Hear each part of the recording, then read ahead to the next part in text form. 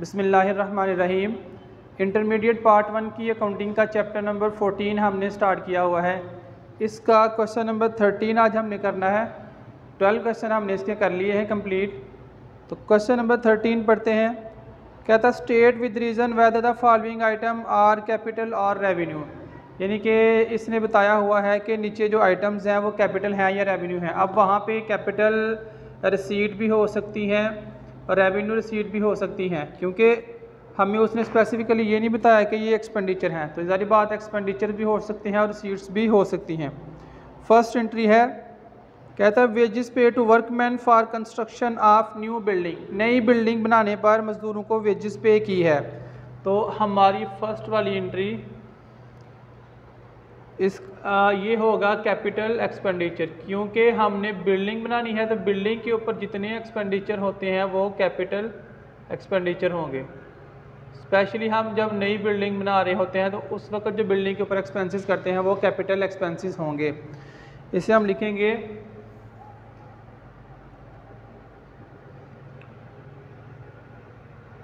Wages paid to worker is capital expenditure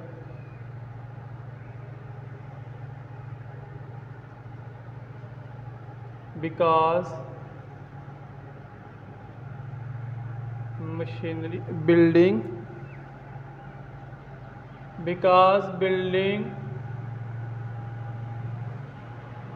is fix asset. हमने इसकी reason में लिखा कि बिल्डिंग फिक्स एसेट है, उसके ऊपर हमने वेजेस पे की है, इसीलिए ये कैपिटल एक्सपेंडिचर होगा। Entry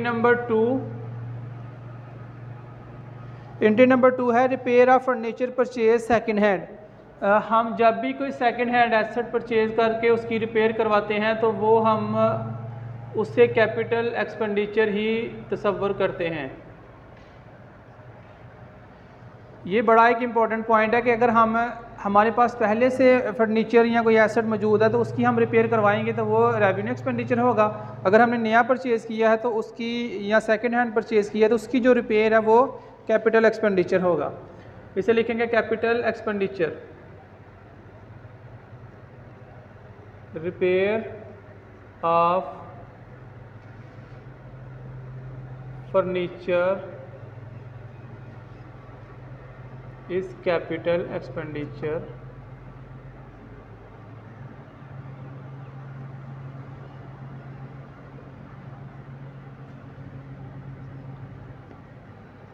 because furniture is fixed asset।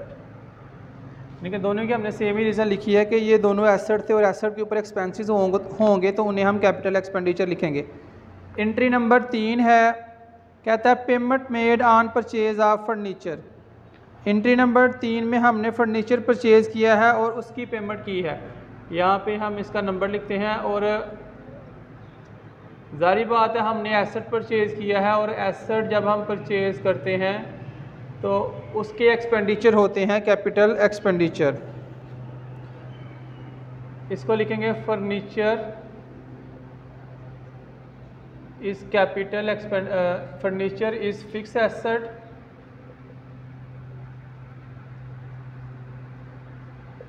Furniture is fix asset, so payment made to purchase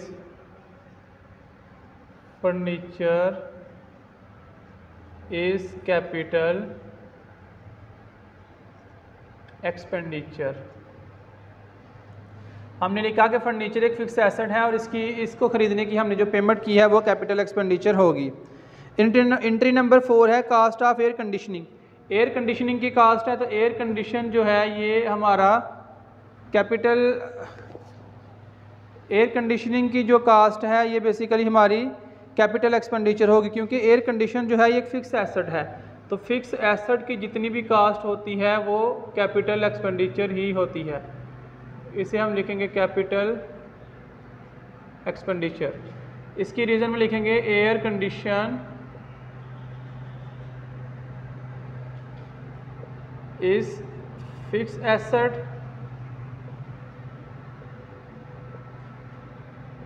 it benefits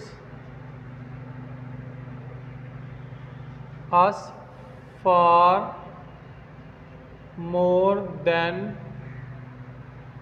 1 year, so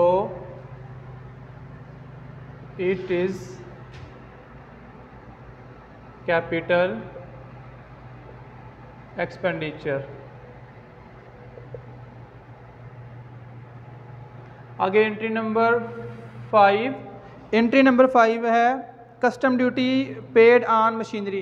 तो मशीनरी के ऊपर हमने कस्टम ड्यूटी पे की है, तो जारी बात है ये एसेट के ऊपर पे की है, तो एसेट के ऊपर जितने भी एक्सपेंडिचर होते हैं वो कैपिटल नेचर के ही होते हैं।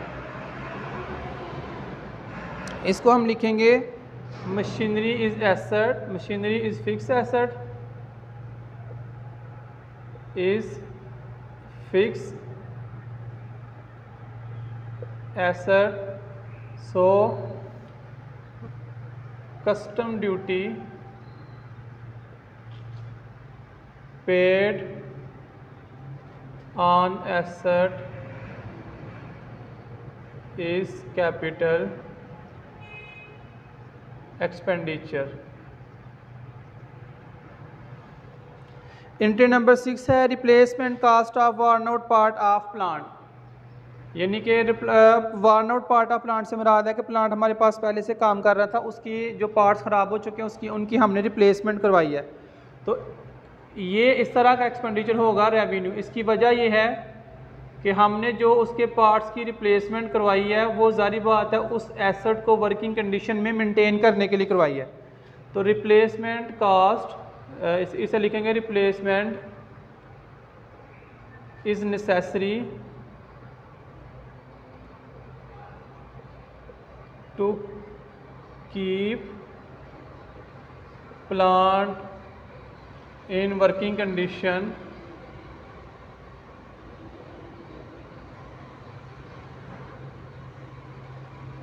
so it is revenue expenditure।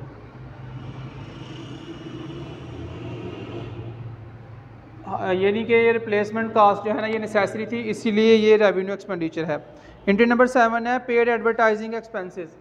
7 वाली एंट्री में एडवर्टाइजिंग एक्सपेंसेस पे किए हैं, तो एडवर्टाइजमेंट के जो एक्सपेंसेस होते हैं वो रेवेन्यू एक्सपेंडिचर ही होते हैं। इसे हम लिखेंगे revenue expenditure.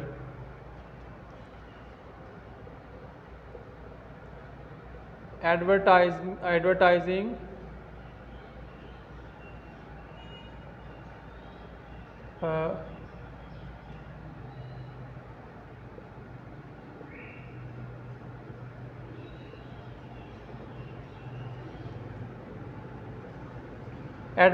Done to introduce goods. Advertising हम करते हैं गुड्स को इंट्रोड्यूस करवाने के लिए, so it is revenue expenditure. यानी कि ये बेसिकली गुड्स के ऊपर होने वाला खर्चा है, तो इसीलिए ये रेवेन्यू एक्सपेंडिचर होगा। एंट्री नंबर 8 है carriage paid on goods purchase. हमने गुड्स के ऊपर गुड्स परचेज की हैं, उनके ऊपर हमने कैरिज यानी कि किराया वगैरह पे किया है। तो इस तरह का एक्सपेंस जो है वो होगा रेवेन्यू एक्सपेंडिचर। इसकी हम रीजन लिखेंगे goods purchase for resale purpose,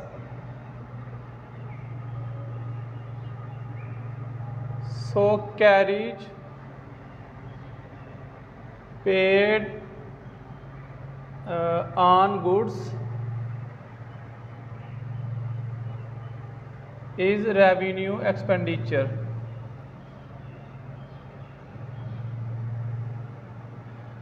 यानी कि जो गुड्स हम परचेज करते हैं उनको हमने दोबारा सेल करना होता है, इसीलिए इनके ऊपर जो हमने किराया भी पे किया है वो भी हमारा रेवेन्यू एक्सपेंडिचर होगा। Entry number 9 purchase of lease hold land.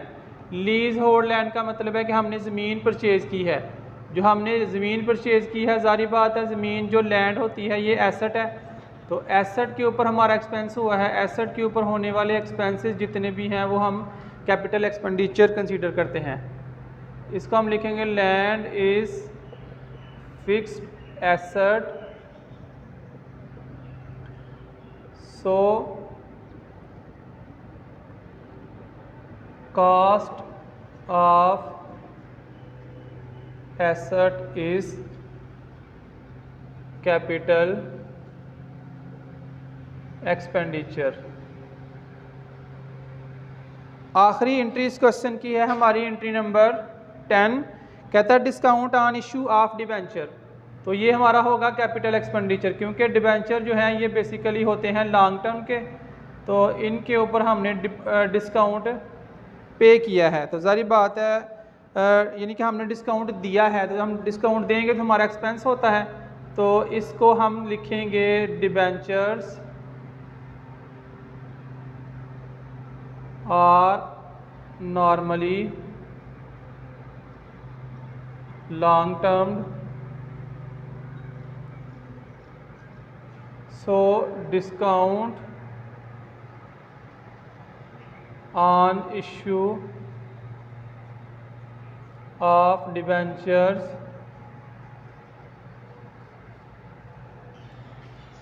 is capital expenditure। Question number 13 था, इसकी 10 एंट्रीज थी, हमने ये कर लिए कंप्लीट। तो इसकी जब हमने लिखना है इसको, तो जारी बात है हम इसके हमारे पास नेचर ऑफ एक्सपेंडिचर और इसकी रीज़न होनी चाहिए। तो क्वेश्चन नंबर 10 हमारा हो गया है कंप्लीट।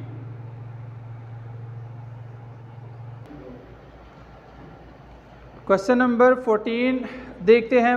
इसकी रिक्वायरमेंट है classify the following into capital और रेवेन्यू, यानी कि कैपिटल और रेवेन्यू इनकी नेचर बताएं। ये एक्सपेंडिचर भी हो सकते हैं और रिसीट्स भी हो सकती हैं। फर्स्ट एंट्री है brokerage and stamp duty on purchase of investment. Investment हमने परचेज़ की है और उसके ऊपर कमीशन वगैरह पे की है। अब जारी बात है इन्वेस्टमेंट क्या है, ये सरमायाकारी है हमारी, इसे हम नॉर्मली एसेट समझते हैं। तो एंट्री नंबर हमारी 1 होगी capital expenditure.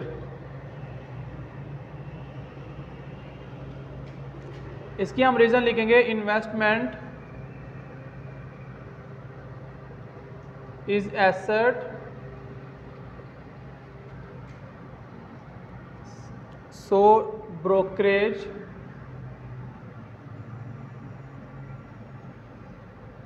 paid on purchase of asset is capital expenditure।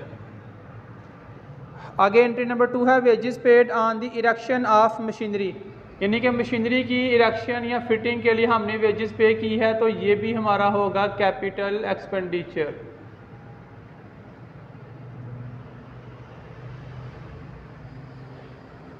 क्योंकि मशीनरी भी एसेट है तो इसे हम लिखेंगे जी wages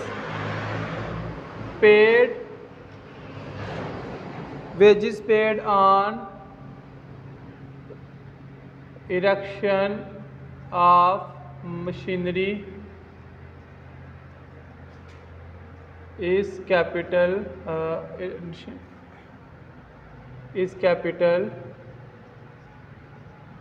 expenditure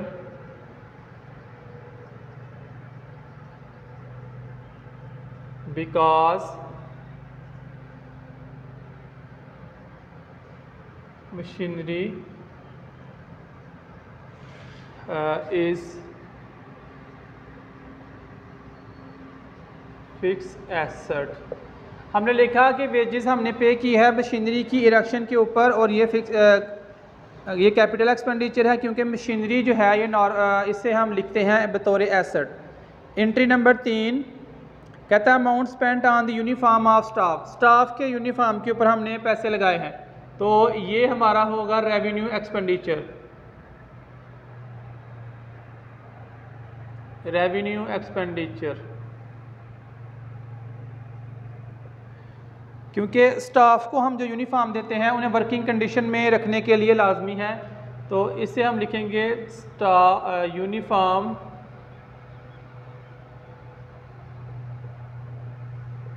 to staff is necessary to keep them in working condition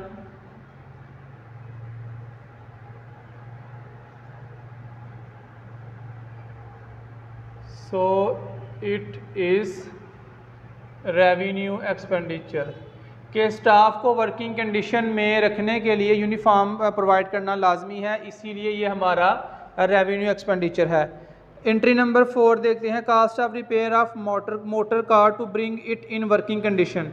ये भी हमारा होगा रेवेन्यू एक्सपेंडिचर, क्योंकि हमारे पास जो एसेट पहले से मौजूद होता है अगर हम उसकी रिपेयर करवाएं, रिपेयर करवाने का मकसद ये हो कि हमने इस एसेट को वर्किंग कंडीशन में मेंटेन रखना है, तो इस तरह का एक्सपेंस जो है ये हम ट्रीट करते हैं इसको रेवेन्यू एक्सपेंडिचर। इसे हम लिखेंगे repair is necessary to keep car in working condition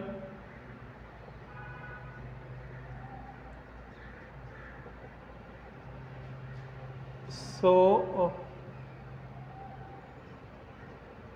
it is revenue expenditure।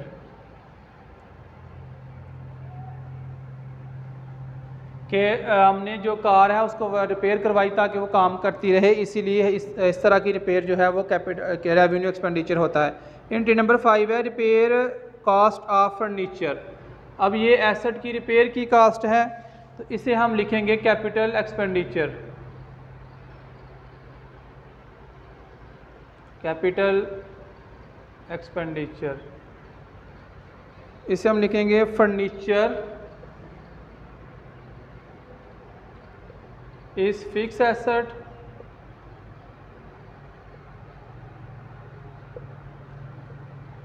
So repair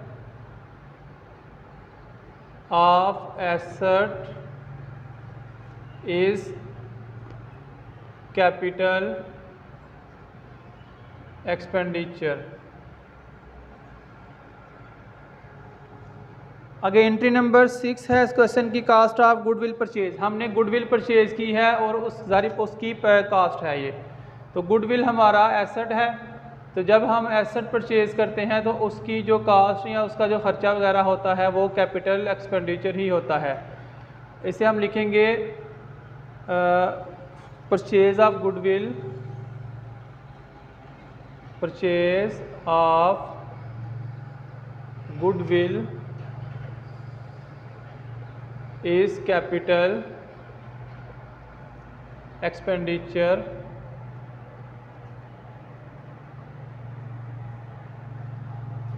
आगे because goodwill is fix asset. के गुडविल की जो कास्ट है ये गुडविल फिक्स एसेट है, इसकी जो कास्ट है ये कैपिटल एक्सपेंडिचर होगी। ये फिक्स एसेट में आगे इसे हम कहते हैं intangible asset. Entry number 7 carriage paid on purchase of goods. Goods हमने परचेज की हैं और उनके ऊपर ट्रक का किराया पे किया है, तो इससे हम लिखेंगे revenue expenditure.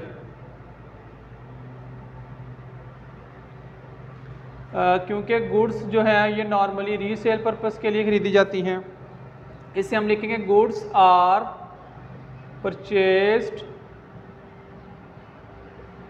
For resale purpose,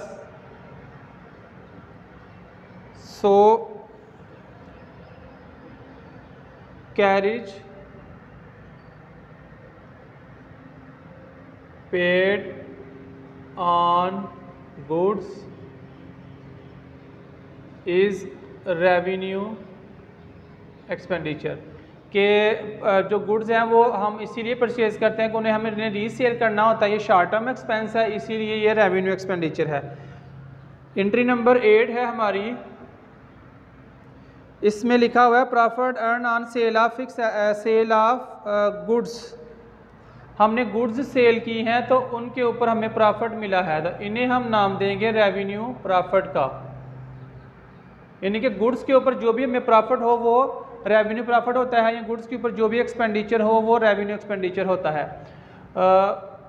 profit on sale of goods, sale of goods is revenue profit, is revenue profit because goods are short term। यानी कि इसको हम ये भी लिख सकते हैं कि गुड्स जो है ना ये रीसेल पर्पस के लिए ख़रीदी जाती है और उनके ऊपर जो प्रॉफिट होता है वो रेवेन्यू प्रॉफिट होता है, या हम इसे ये लिख लें कि गुड्स जो है ना वो शॉर्ट टर्म होती हैं, इसीलिए इनके ऊपर जो हमें प्रॉफिट मिलता है वो रेवेन्यू प्रॉफिट होता है। सेकंड लास्ट एंट्री है advertising expenditure on advertising campaign. ये भी हमारा रेवेन्यू एक्सपेंडिचर होगा, एडवर्टाइजमेंट के ऊपर जितने भी एक्सपेंडिचर होते हैं वो रेवेन्यू एक्सपेंडिचर होंगे, revenue expenditure. Advertisement on goods is revenue expenditure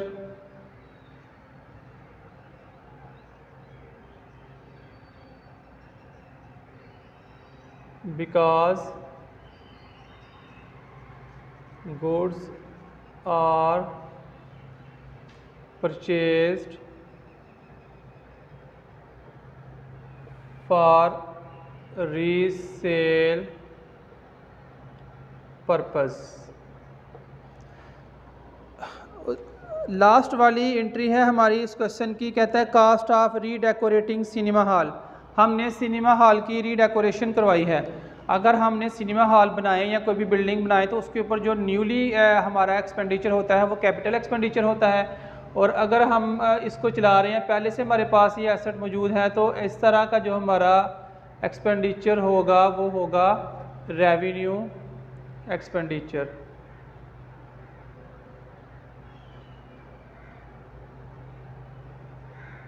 इसे हम लिखेंगे रीडेकोरेटिंग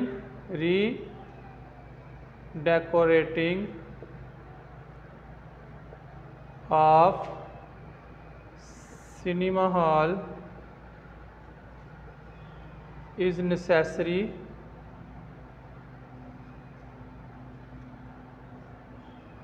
to keep it in working condition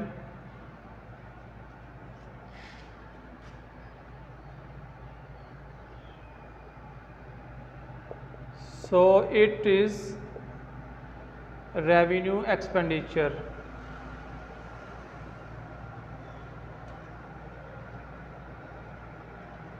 हमने इसकी रीज़न में लिखा कि जो सिनेमा हॉल है ये बेसिकली एसेट है, लेकिन इस एसेट को हमने रीडेकोरेट करवाया है।